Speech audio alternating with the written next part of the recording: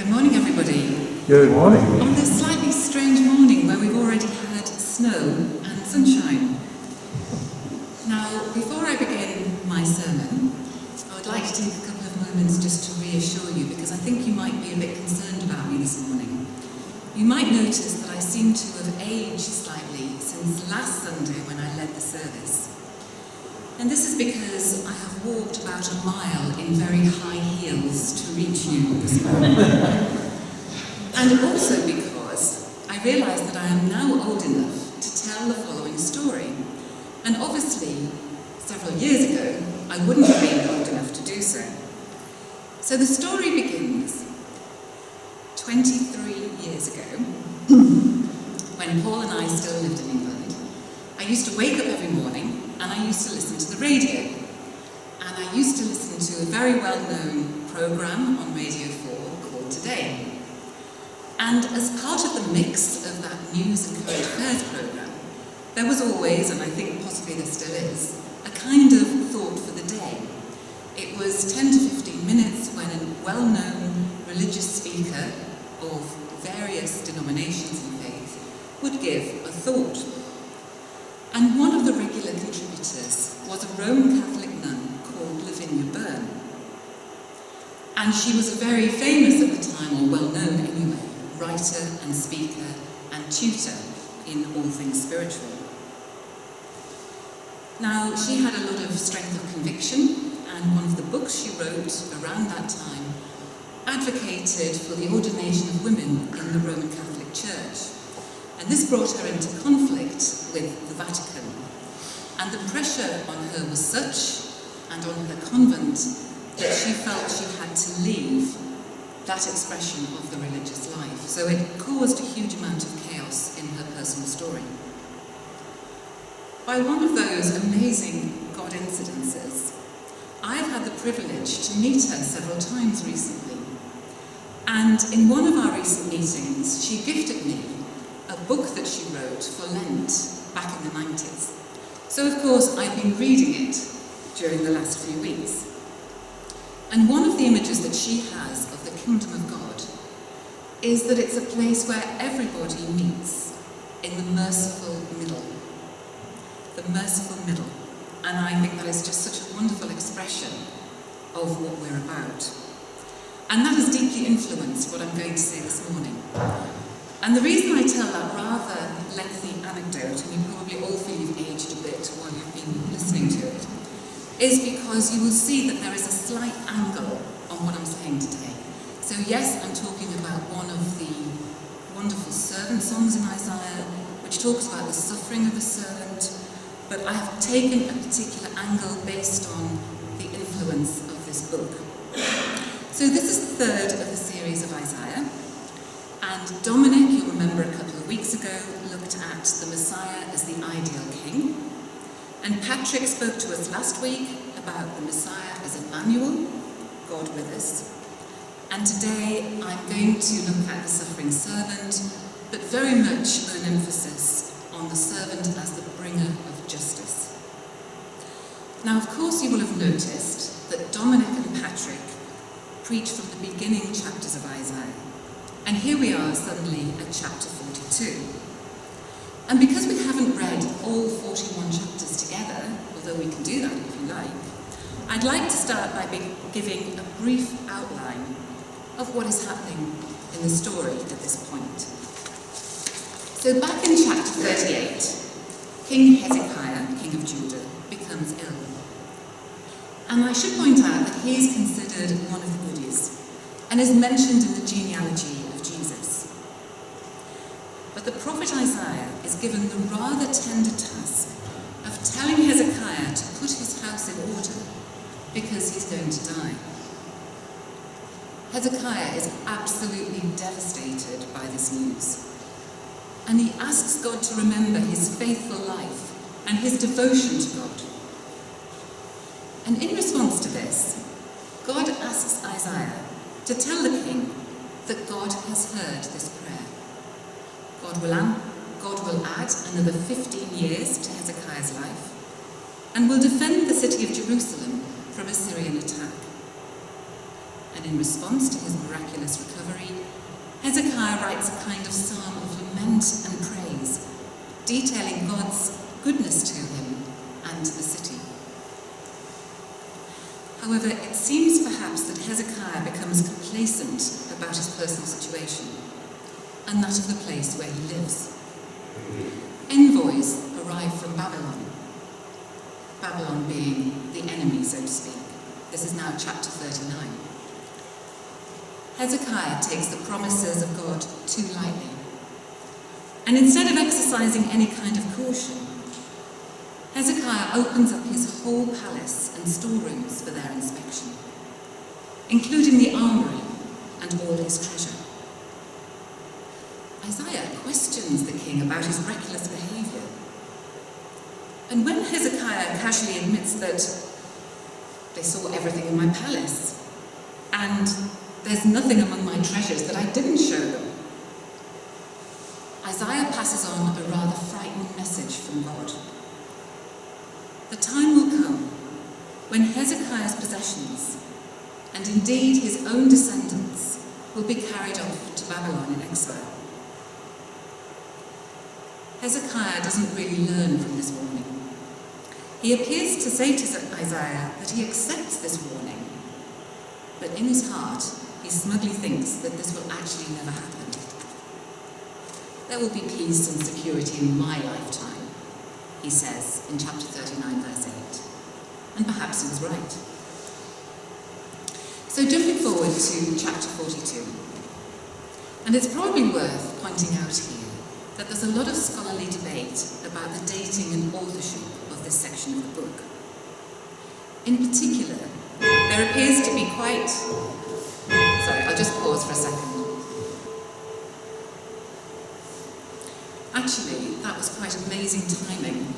There was, of course, a break in what I said, and that was an example of the break that there is between chapters 39 and 40. Now, I'd like to reassure you that everyone preaching during this series is fully aware of the challenges of the authorship and dating of different parts of Isaiah. However, we're taking the stance that whatever those things are, whatever the dating and authorship of individual sections or subsections might be, the book itself can be considered as a unity in terms of the message that it's delivering.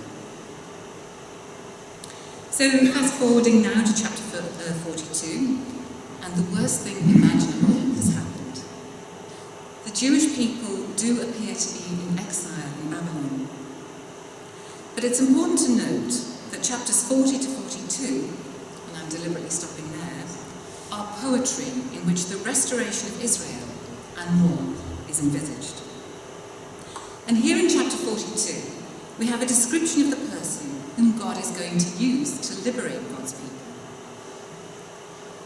God does not specifically name the person, the servant, but he does give a description of the task in hand, and perhaps the characteristics of the person involved.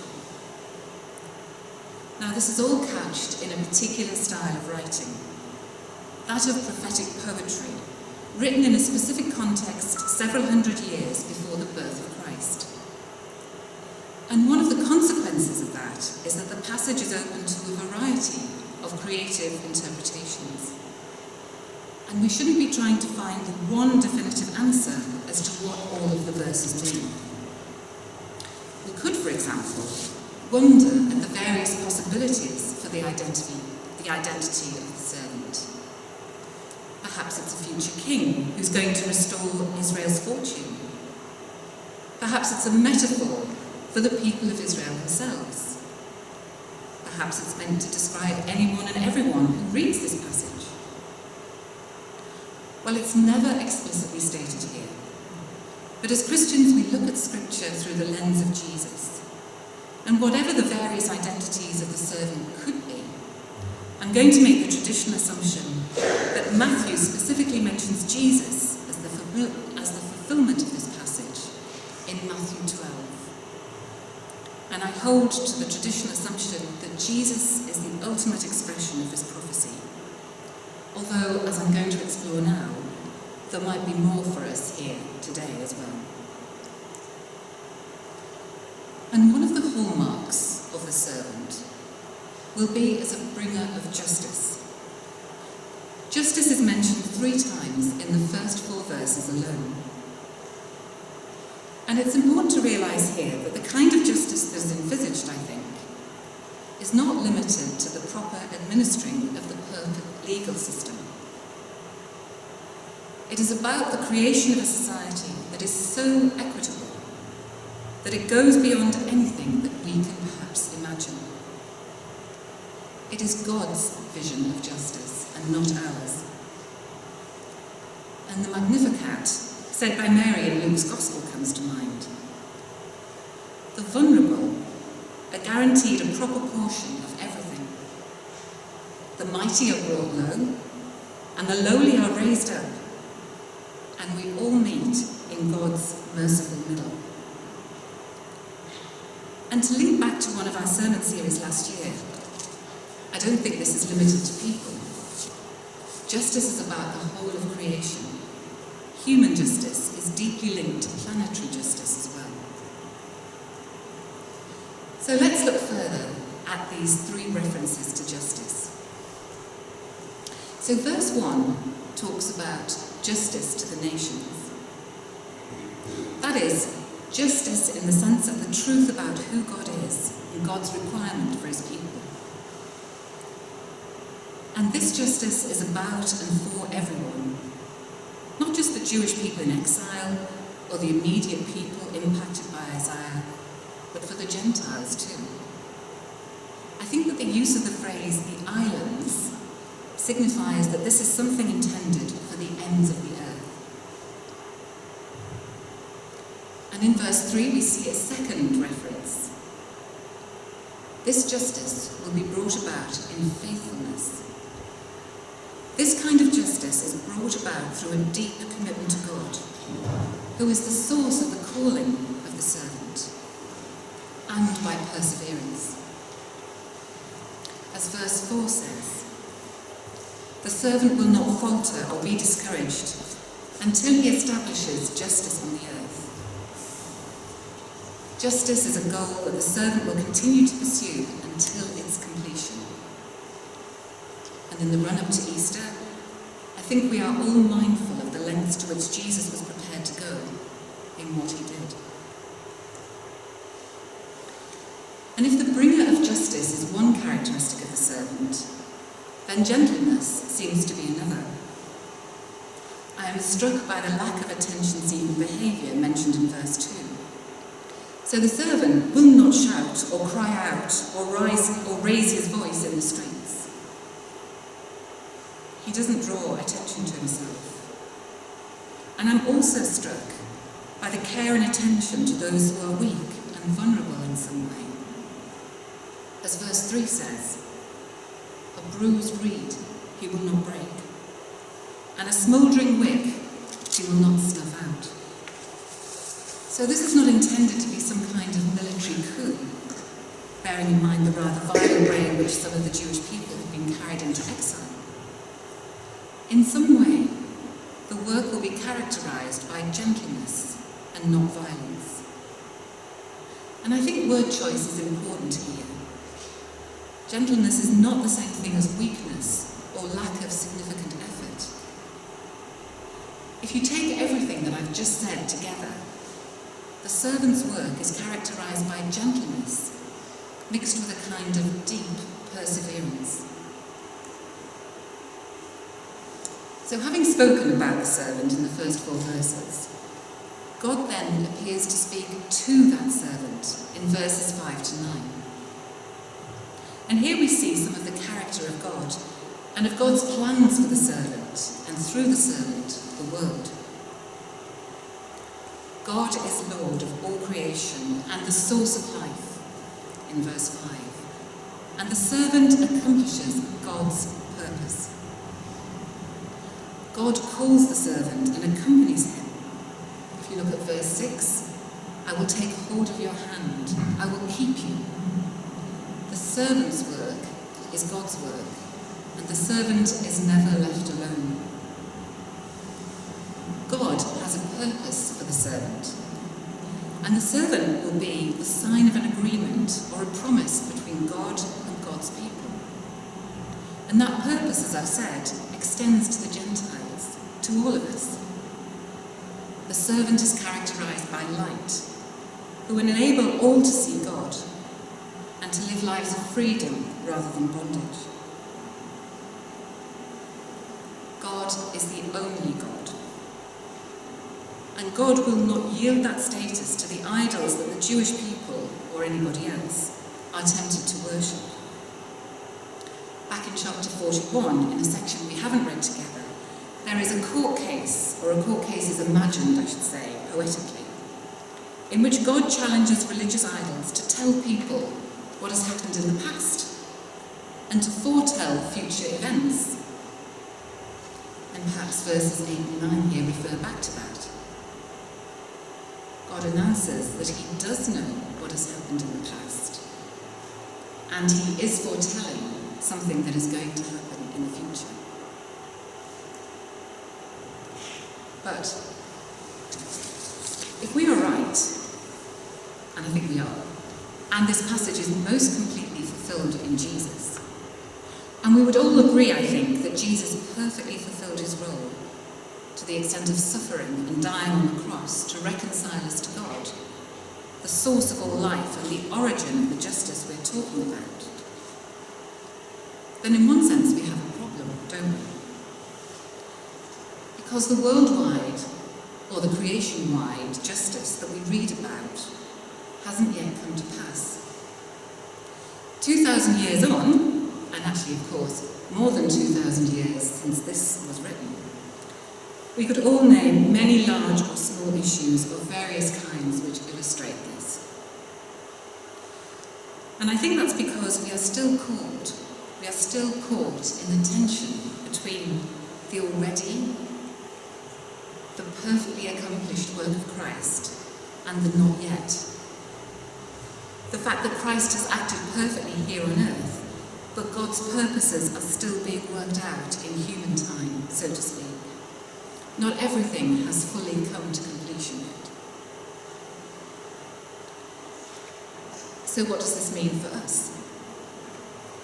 Now, I'm always very wary of picking up a passage that refers to one thing and plonking it down in another situation without very good reason. And I'm smiling because Paul tells me that plonking it down has become my catchphrase recently. However, we have a passage here of Hebrew poetry. That is to say, it's a specific literary genre in which not every word is supposed to be taken literally, or we're not supposed to look for one meaning. It's written several hundred years before the birth of Christ, and we take it to be some sort of message of prophecy to the Jewish people in exiles, and which as Christians we take to refer to the person and work of Christ, as I've said. All well and good. But does this ancient prophecy have any practical impact for us this week? After all, the passage is part of the Old Testament, foretelling the Messiah, we believe, and it is not intended as a practical instruction manual for Christians in general, or even for specific church situations, as you might get, perhaps, in part of the New Testament. And we are not Jesus. We are not the servant, clearly. But as I've said, this is a passage of poetry open to multiple meanings. Jesus is no longer here on the earth, but we are called to be Christ-like.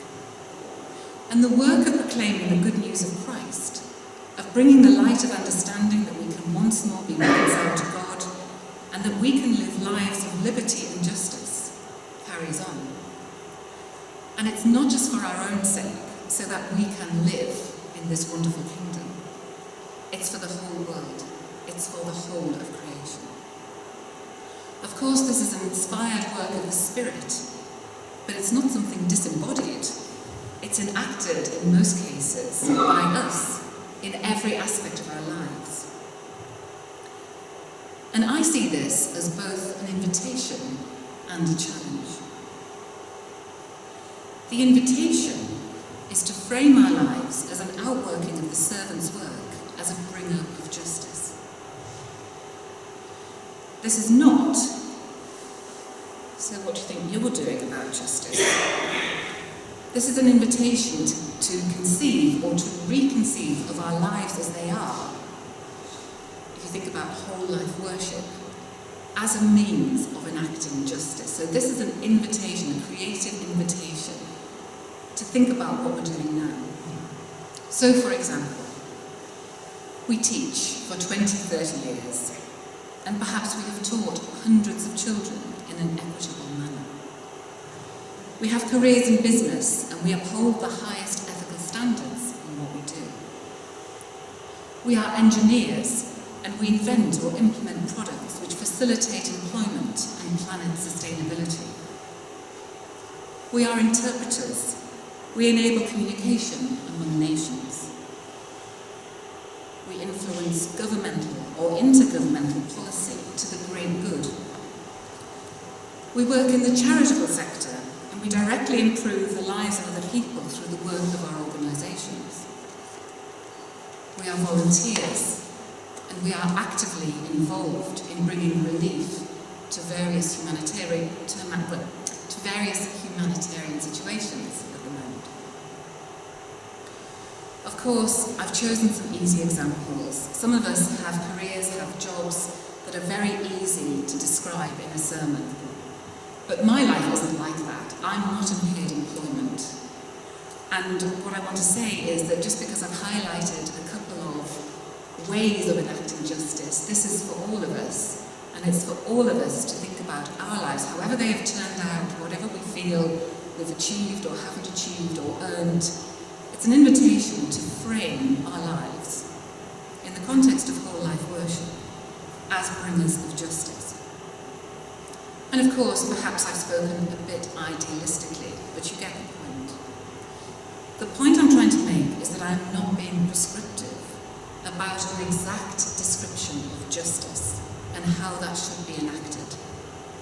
That is something for each of us to reflect on, either privately or perhaps in home groups or with friends, and is a subject that will engage us over a lifetime in different ways.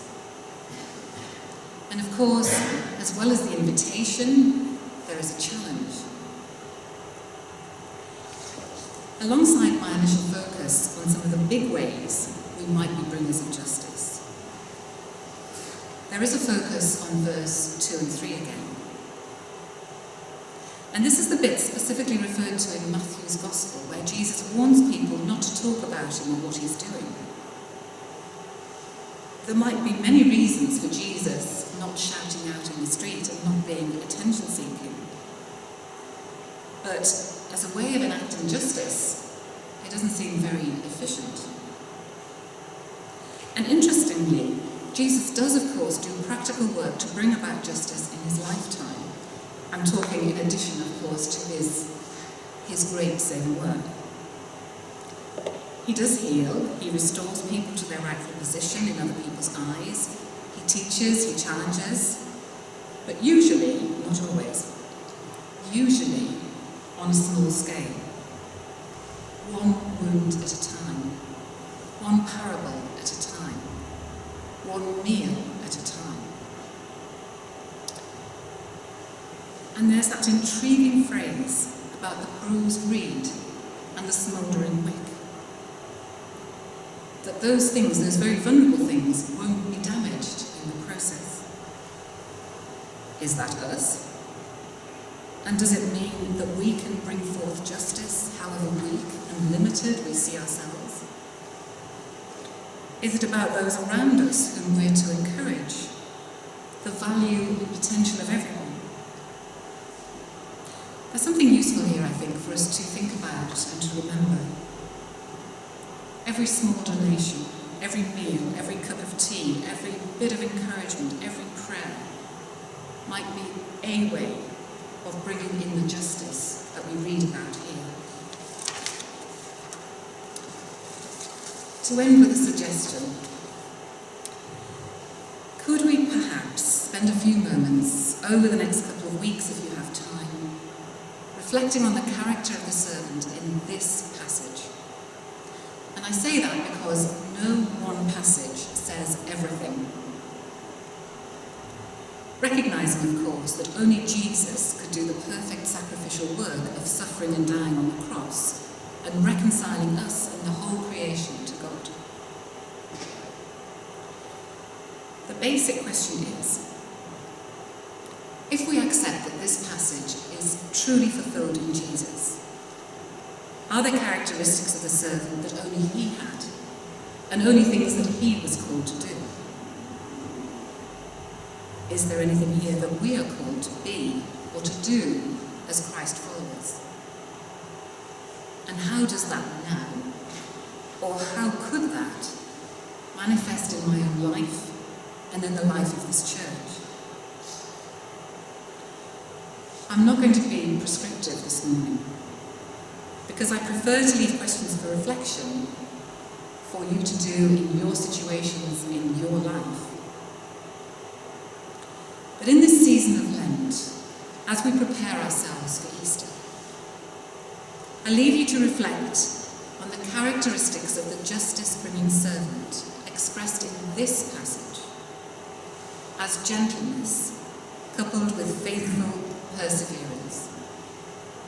Amen.